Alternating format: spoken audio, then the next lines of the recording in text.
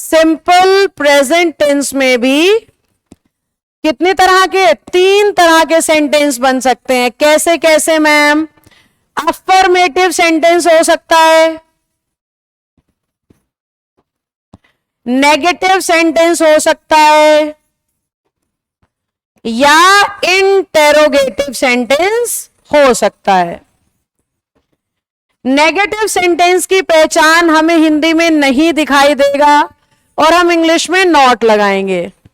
Interrogative sentence की पहचान हमें हिंदी में क्या दिखाई देगा, क्यों दिखाई देगा, कैसे दिखाई देगा, और लास्ट में क्वेश्चन मार्क भी दिखाई देगा। इनमें से कुछ नहीं दिख रहा है तो आपका सेंटेंस अफर्मेटिव है, क्योंकि अफर्मेटिव का मतलब बात को कहना होता है। जैसे कि मैंने ये सारे सेंटेंस अफर्मेटिव लिखे थे। आप पढ़ते हो, मैं पढ़ती हूं, वह पढ़ता है, हम पढ़ते हैं, वे पढ़ते हैं। ये सब क्या है? अफर्मेटिव सेंटेंस हैं। अब नेगेटिव में क्या होगा? वो लिखेगा आप नहीं पढ़ते हो, मैं नहीं पढ़ती हूं, वे नहीं पढ़ते हैं। इंटेरोगेटिव में क्या होगा? क्या आप पढ़ते हो, क्या वो पढ़ते हैं, क्या मैं पढ़ती हूं। समझ में आई मेरी बात?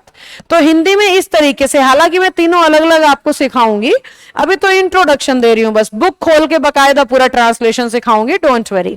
अभी मैं आपका बेसिक सुधार रही हूं बेटा। प्रेजेंट में भी सिंपल प्रेजेंट टेंस के हम बेसिक की बात कर रहे हैं।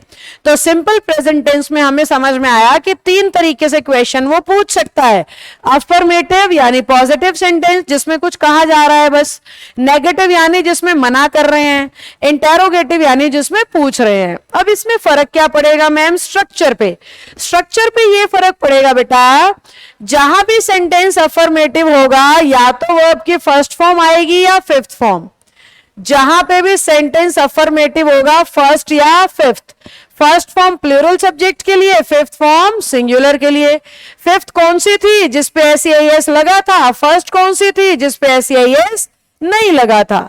पर अगर हमारा सेंटेंस नेगेटिव हो गया तो फर्स्ट और फिफ्थ की बजाय आपको याद रखना है कि डू और डज का इस्तेमाल होगा। डू प्लूरल सब्जेक्ट के लिए और डज सिंगुलर सब्जेक्ट के लिए।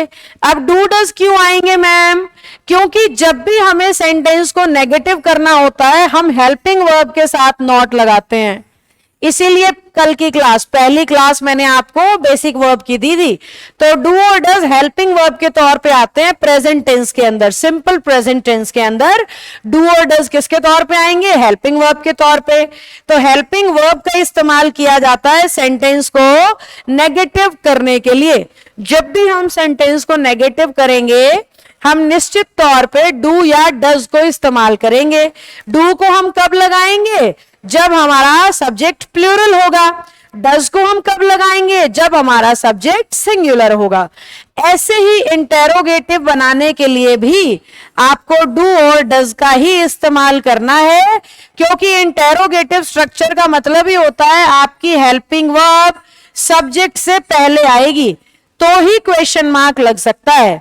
सब्जेक्ट क्या होता है? सेंटेंस में जिसके बारे में कुछ कहा जाता है वो सब्जेक्ट होता है, ठीक है।